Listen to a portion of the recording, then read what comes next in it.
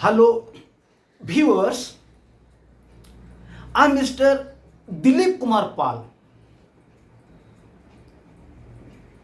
Today stands before you with a very important topic of second semester of degree level, that is election commission.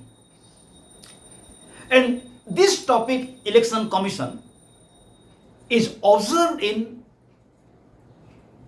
plus 3 second semester as well as it is observed in plus 2 level. And this topic, election commission, is very much important for students of all categories. So I request my viewers to watch this video attentively and till the end. And so far as my channel is concerned, it is an academic channel, and political science notes of plus 2 first year, plus 2 second year, first semester of the degree level, second semester, third semester, fourth semester notes are available. Just write my name Dilip Kumar Pal and the name of the topic in the YouTube notes will be available. And again I am telling viewers that the video which I am preparing for my viewers is not from one books. It is from various books. And if you will watch this video till the end, there will be no need for you to refer in books. Your notes will be in this video. Okay, viewers, let us start. Election Commission of India. So far as Election Commission of India is concerned, in this video, 4 aspects of it have been focused. Number 1 is the composition of the Election Commission, how it is composed. Number 2, its functions. And number 3, challenges for free and fair election in India. And number 4, electoral reforms. These 4 aspects will have to be studied. First of all, we'll discuss composition of Election Commission of India. Number 2, its functions. Number 3, challenges for a free and fair election in India. And finally, reforms for the Election Commission of India. So, let us start. How the Election Commission of India is composed. How Election Commission of India is composed. Democracy is the best form of government in the world. But democracy will work in a better way whenever there will be noble and capable people's representatives in the democracy. Because people's representative will run the government. And if in democracy, people's representatives who will run the government will not be noble and capable, then democracy will be fruitless. So, in order to give noble and good people representatives, in every country there is a machinery. In India also there is a machinery to give noble, capable and good people representatives. And the machinery which is found in India is the Election Commission. And the Election Commission of India was formed on 25th January 1950. Election Commission of India was formed on 25th January 1950.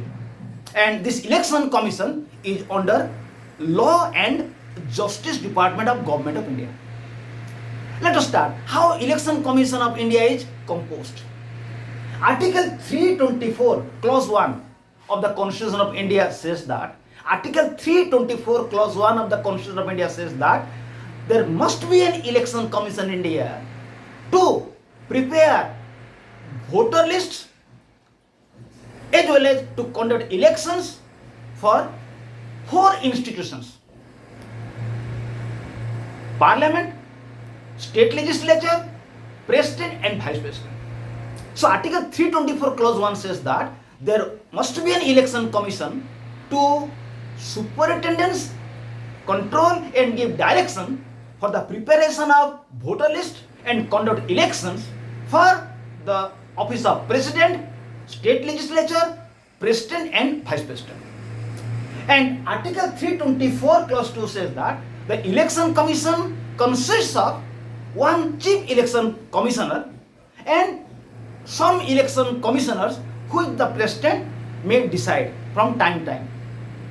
So Article 324 clause 2 says that the Election Commission of India consists of one chief election commissioner and such other election commissioners which the president may think necessary. But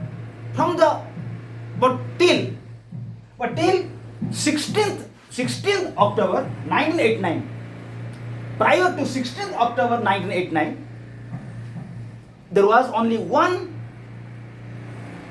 chief election commissioner in Election Commission of India. There were no other election commissioners. But for the first time, on 16th October 1989, two election commissioners were appointed. And at present, in the Election Commission of India, one is the chief election commissioner and two are other election commissioners. But other election commissioners will have same status like the chief election commissioner. Then Article 324 clause 3 says that in the election commission, which consists of one chief election commissioner and two other election commissioners, the chief election commissioner is the chairman. And number 4, Article 324 clause 4 says that if the president feels that there is a requirement of regional election commissioners, he can appoint regional election commissioners with the consent of the election commission. So Article 324 clause 4 says that if the president feels that there is necessity for the regional election commissioners, he can give them appointment after consulting with the election commission. Then Article 324 clause 5 says that Article 324 clause 5 says that the tenure and the service conditions of the election commissioners depend on the president. Article 324 clause 5 says that the service conditions and tenure or term of the election commissioners is decided by the president, and their salaries will be from the Consolidated Fund of India, which will be non-votable item. Then Article 324 clause 6 says that the election commission can request the president of the union and the governor of any state for supply of staffs to conduct election. If the election commission feels the necessity of staff to conduct elections, he can approach the president and governors of state to give staffs. And another thing is that the term of the election commissioner is 6 years. And if a person is 65 years, he cannot be appointed as the election commissioner. Okay? Then the election commissioners can be removed by a process. The chief election commissioner will be removed on the basis of Article 124 clause 4, on the basis of which judges of Supreme Court are removed, or in which way judges of Supreme Court and judges of High Court are removed. In the same process, chief election commissioner will be removed.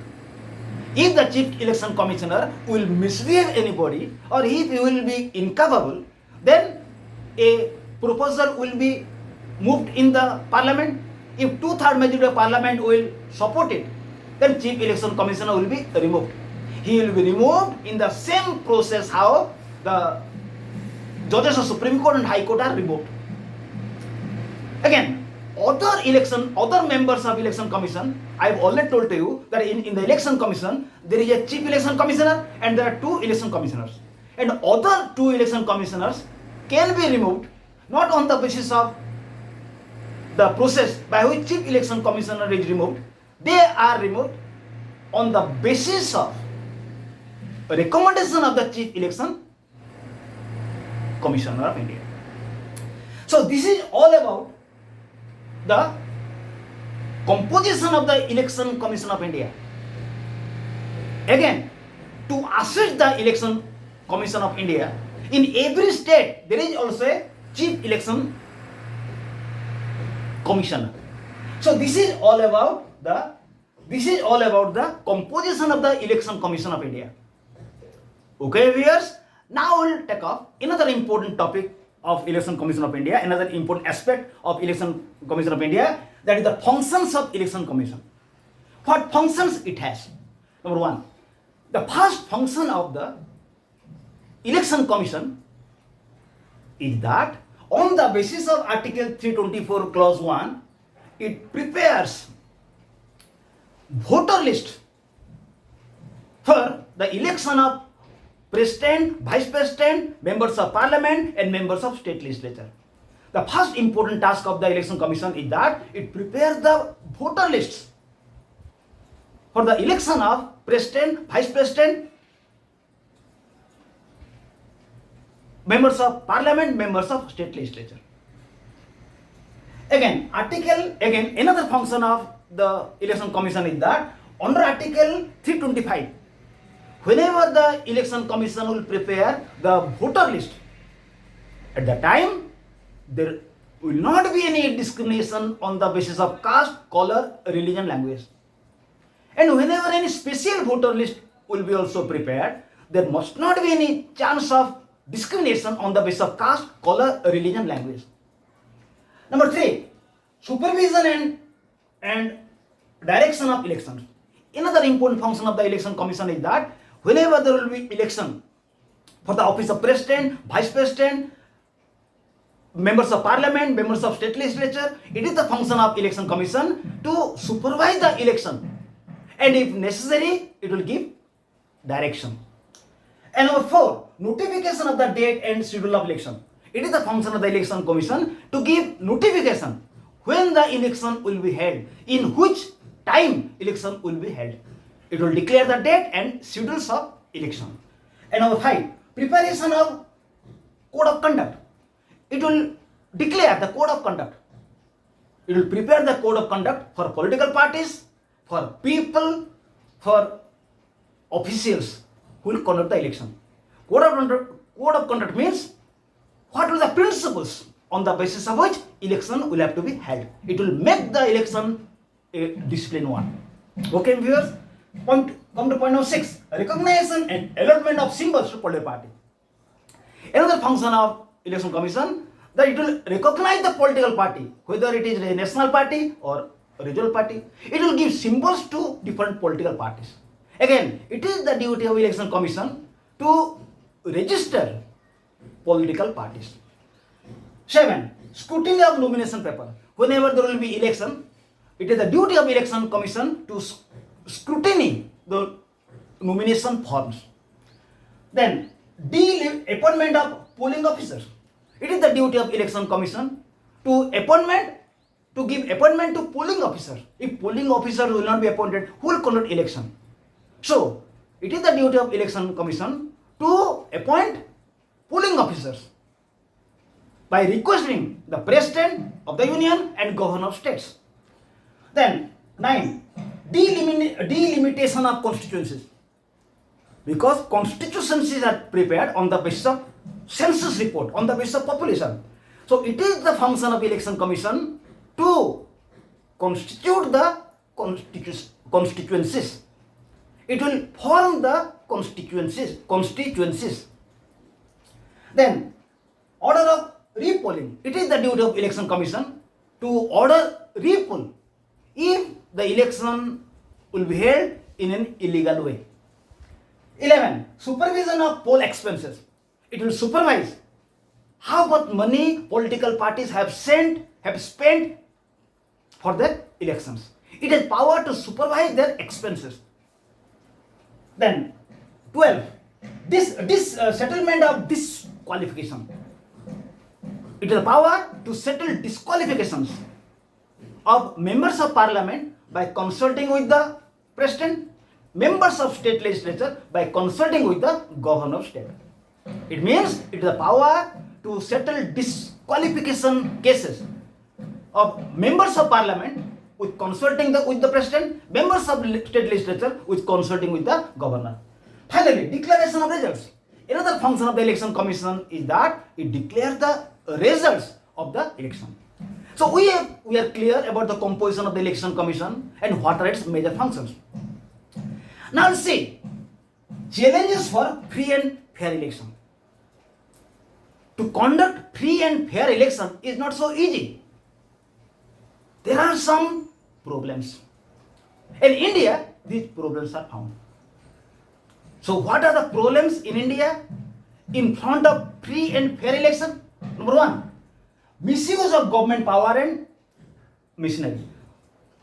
In India, sometimes government misutilizes its power and machinery. Government uses its power and machinery for election in its favor. It is a major problem in India. Number two, excessive rise in election expenses. Nowadays in India, political parties are spending a lot of money for the election.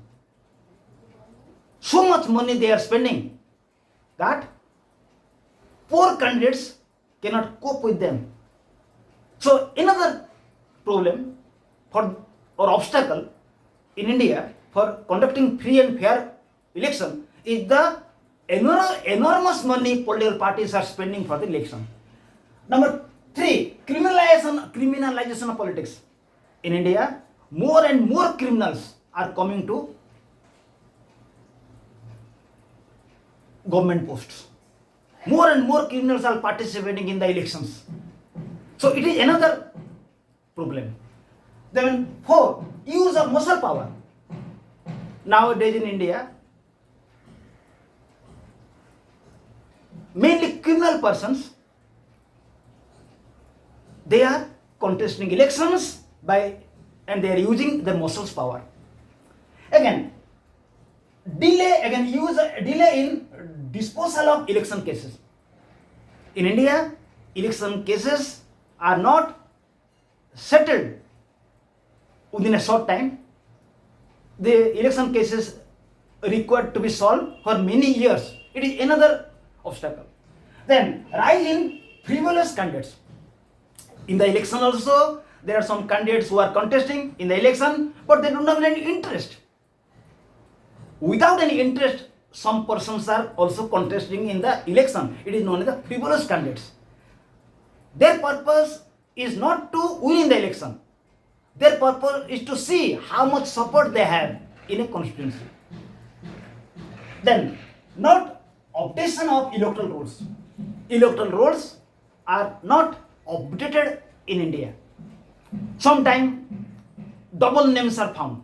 It is another problem. Then poverty, ignorance and illiteracy of voters. Sometimes in India, voters are illiterates. Then they are ignorant. They are poor. So they are not understanding anything. It is another problem for election in India. So for the conduct of free and fair elections in India, following are the obstacles. So in order to remove all the obstacles, many reforms committees have been formed in India. As many as 10. Number one, first reform commission for election purpose was V.M. Tarakunda Committee, 1974. J.R.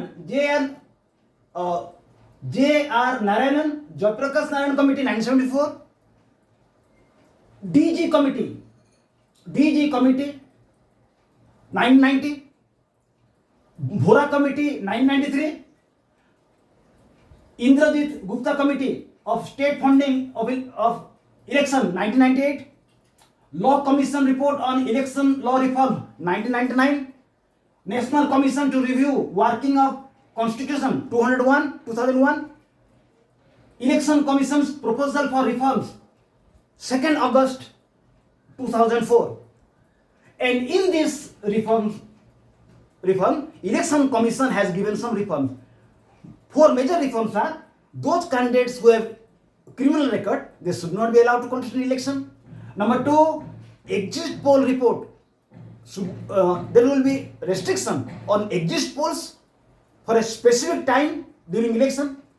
They cannot publish the report for a specific period in the election. Number three,